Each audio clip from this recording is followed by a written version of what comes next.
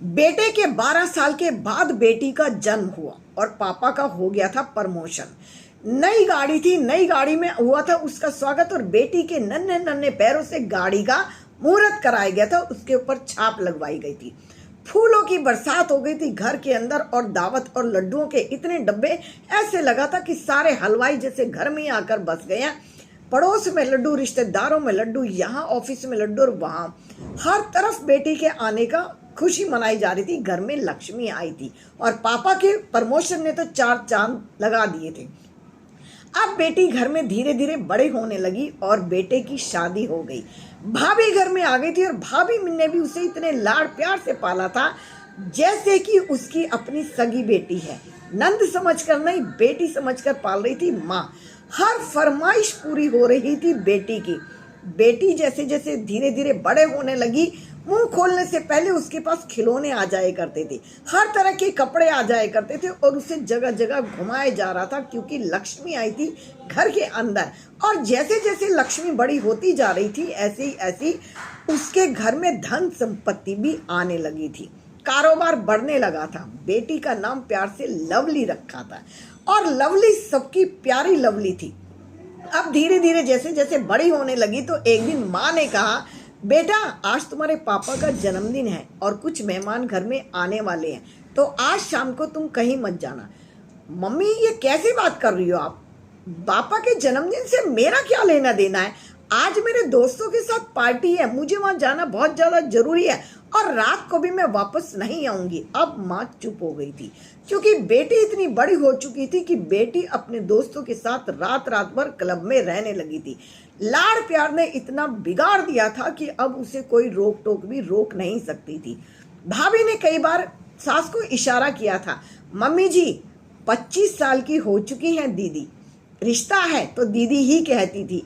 बड़े लाड़ प्यार से पाला है मैंने अपनी गुड़िया लाडो रानी को, लेकिन अब जब वो 25 साल की हो चुकी है तो आपका भी फर्ज बनता है कि उस पर थोड़ा सा तो कंट्रोल करो। अब तो वो दूसरे घर जाने वाली है। यही तो मैं भी कह रही हूँ बहू, मेरी तो चिंता रात दिन बढ़ती जा रही है। वो इस बात को समझ ही नहीं पा रही है, वो समझना ही नहीं चाहती है। मम्मी जी वो सब ठीक है, लेकिन दूसरे के घर में जाएगी तो वहाँ क्या करेगी क्या नहीं करेगी? घर का तो कोई काम सीखा ही नहीं है। और चलो कि अच्छा घर मिल जाए, अच्छा परिवार मिल जाए। आजकल घरों में काम वाली भी है, नौकर चाकर भी है, बच्ची का भाग्य होगा। हमें तो खुशी होगी ना जब हमारी नंद रानी किसी अच्छे घर में जाएगी। पर मम्मी जी कुछ तो वहां पर करना ही होता है ना, ससुराल तो ससुराल भी होती है। आपकी भी ससुराल थी, मेरी भी ससुराल है, तो कोई ज्यादा तो नहीं, लेकिन जिस लड़के से हम इसकी शादी करेंगे वो भी तो कुछ ना कुछ उम्मीदें करके बैठे ही होंगे ना। भाभी कभी कभी अपनी सास को समझाया करती थी, लेकिन नंद रानी थी कि दिन पर दिन हाथों से निकलती ही जा रही थी। एक दिन पापा ने कहा कि बेटा आज घर में रुक जाना। क्यों पापा, क्या हुआ? आज मुझे क्रिकेट खेलने के लिए जाना है।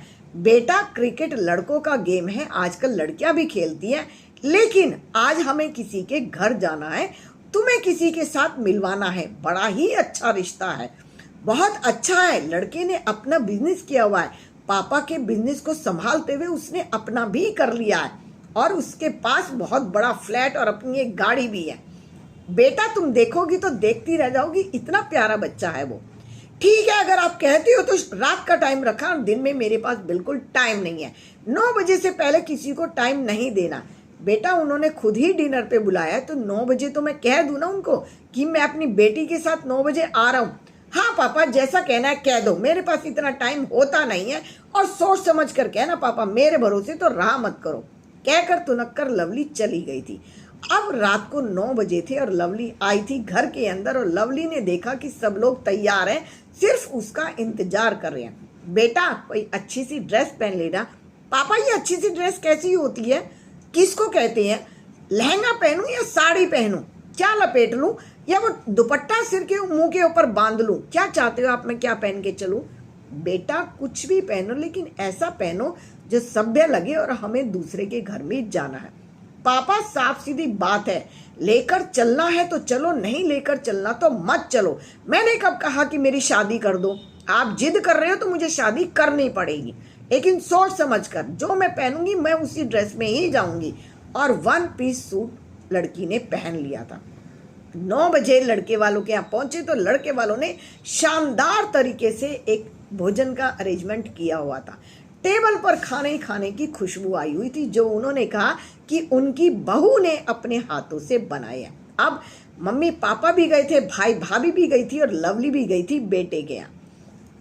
बेटे का घर देखकर सब चौंक गए थे। चारों तरफ नौकर चाकर थे और सास का तो इतना प्यारा उसका अंदाज था, उसकी बोली थी कि रस लग रहा था कि बेटी को तो बहू को अपनी बेटी बनाकर ही रखेगी। और उस घर को कैसे संभाला होगा उन्होंने, कितने प्यार से संभाला होगा, तो सास की आवाज से ही लग रहा था।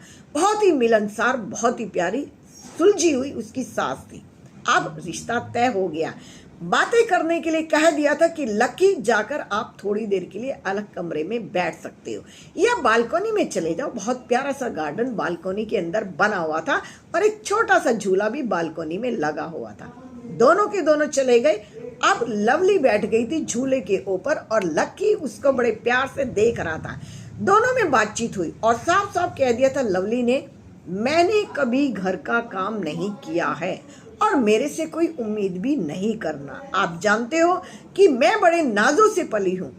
लक्की को क्या पता था कि वो सचमुच ही बातें ऐसी कर रही है कि वो आगे जाके क्या निकलेगी और क्या नहीं, लेकिन वो उसके रूप पर फिदा हो चुका था। उसे बड़ी अच्छी लगी थी लवली, और जैसा नाम था इतनी ही प्यारी थी, लेकिन उसे उसकी असलियत का कोई भी अंदाजा नहीं था। दोनों की बातचीत हुई और शादी पक्की हो गई। शादी पक्की होने के बाद कुछ ही दिनों के बाद दोनों का विवाह संपन्न हुआ।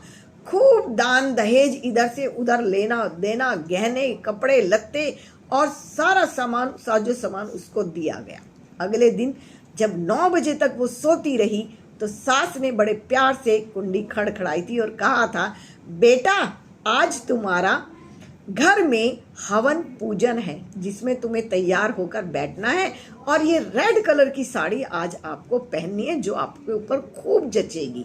भारी भी नहीं है, लाइट वेट है, देखो जरा इसको पहनकर।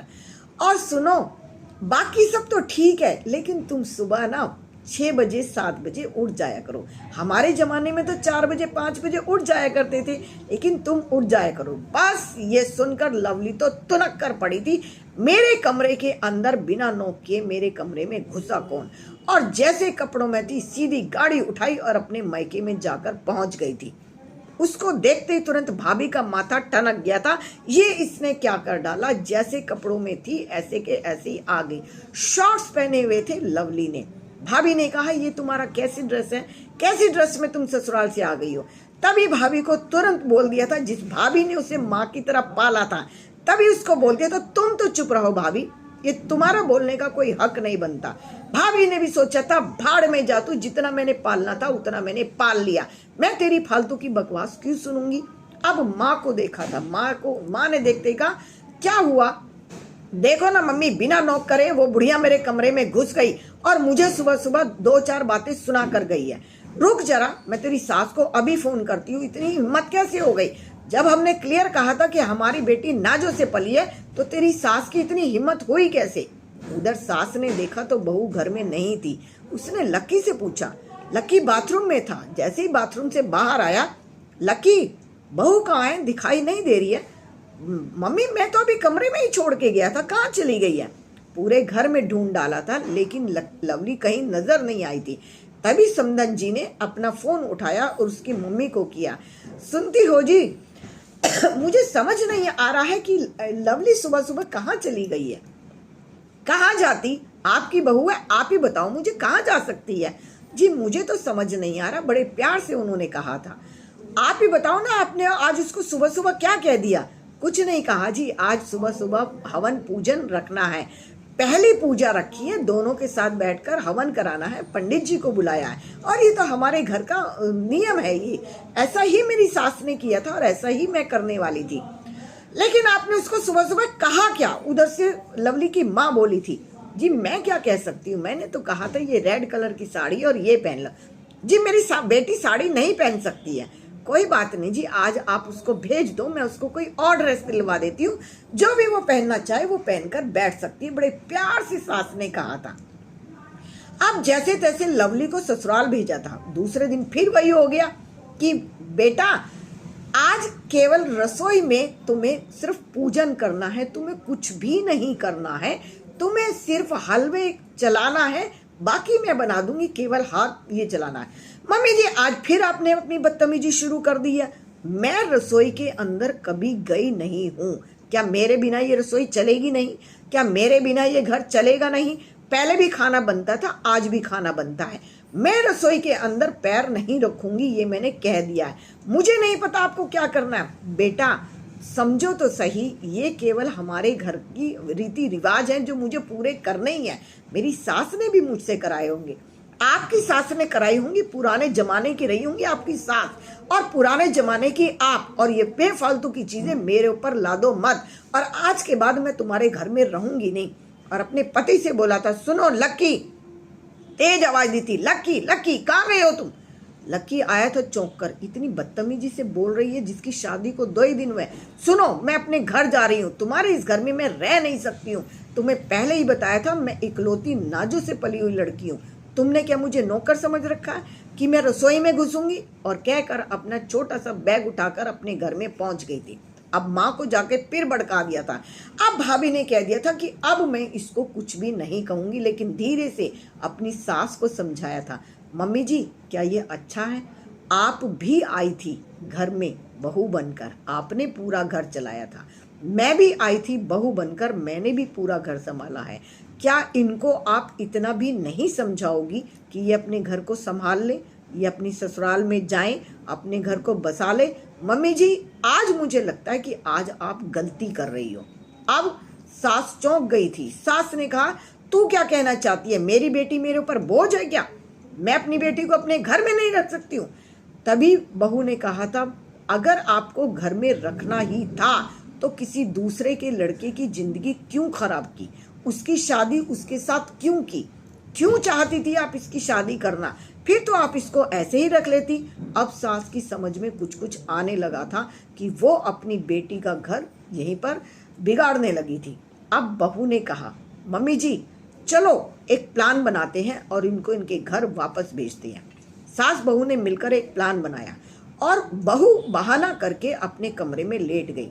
सास ने आवाज दी, बहू बहू जरा चाय तो ले आना। मम्मी जी मेरे सर में दर्द है, अपने आप बना लीजिए, भाभी ने पलटकर जवाब दिया था। और सुनो ये तुम्हारी बेटी क्या करती है कि तुम्हारे लिए चाय भी नहीं बना सकती है? अब कौन सा इसको ससुराल में जाना है? ससुराल में जाना नहीं, ससुराल में रहना नहीं, तो क्या करना है इसको? चाय बनवा लो, चाय भी इसी से बनवाओ, खाना भी इसी से बनवाओ। अब सास ने कहा था, बेटा जरा मेरी चाय तो बना देना। मैं तुम्हारी चाय बनाऊंगी मम्मी? चाय तो मैंने अपनी ससुराल में नहीं बनाई है, मैं रसोई तो अपनी ससुराल में नहीं गई हूँ। बेटा आज तो चाय बनानी पड़ेगी क्योंकि तुम्हारी भाभी की तबीयत ठीक नहीं है, और दोपहर का खाना भी उससे जिद करके बनवा लिया था। मम्मी सुनो, मेरी सास ने मुझे कभी काम नहीं बताया है, और अगर बताया है तो मैंने कभी नहीं किया है। तो बेटा ये तुम्हारी ससुराल नहीं है, यहाँ तो तुम्हें खुद करके खाना ही पड़ेगा। तुम्हारी भाभी बीमार है, वो कुछ भी नहीं करेंगी। और सुनो अगर वो बदतमीजी से बोली तो मुझे सहन भी नहीं होगा। और सुनो ये जो कपड़े पड़े हैं ना मेरे तेरी भाभी के पूरे घर के, आज इनको धोकर सुखाकर शाम को प्रेस भी कर देना। प्रेस वाली भी आज नहीं आएगी। अब तुनक पड़ी थी चंचल, ये आप कैसी बातें कर रही हैं? सुनो इससे तो मैं अपनी ससुराल में अच्छी 4 नौकर रखे हैं मेरी सास ने, और तुम हो कि मुझे रसोई में घुसाना चाहती हो। तुरंत अपनी सास को फोन कर दिया था। अब सास तो इंतजार में बैठी थी। हाँ बेटा कैसे फोन किया, कब आ रही हो तुम? बड़े प्यार से चंचल से बात की थी। मैं तो तुम्हारे इंतजार में बैठी हूँ, आ जाओ, कितनी देर में आ रही हो? चंचल ने बैग उठाया था और अपनी ससुराल में पहुंच गई थी। सास ने कहा तू बैठ, मैं तेरे लिए चाय बना कर लाती हूँ। अब चंचल ने कहा नहीं मम्मी जी आप नहीं लाओगी, आज मैं आपके लिए चाय बना कर लाती हूँ। सास ने तो उसको गले लगा लिया था क्योंकि उसकी बेटी के रूप में बहू आ गई थी।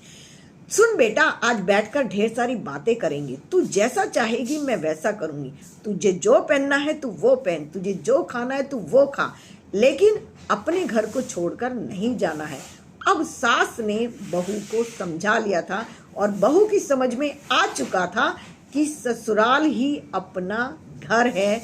माँ ने और भाभी ने दोनों ने मिलकर उसका घर बसा दिया था। बेटी को एक सबक दे दिया था कि ससुराल ही उसका अपना घर होता है। एडजस्टमेंट करना पड़ता है, हर बेटी को अपने घर में निभाना पड़ता है, तभी उसका घर धीरे धीरे बसता है। सास ने बड़े प्यार से उसे गले लगाकर दोनों ने बैठकर चाय पी थी और मन मुटाव दोनों ने दूर कर दिया था। जैसा घर सास ने बसाया और जैसा घर माँ ने और भाभी ने बसाया, सभी बेटियां अगर इस तरह से अपना घर बसाएंगी तो हर घर एक आश्रम की तरह हो जाएगा, गृहस्थ आश्रम। गृहस्थ आश्रम बेटियों के लिए सबसे अच्छा होता है। बेटियों को समय दीजिए। माँ और सास अगर मिलकर बेटियों को समझाएंगी तो बेटियों का घर भी बहुत खूबसूरत बसेगा।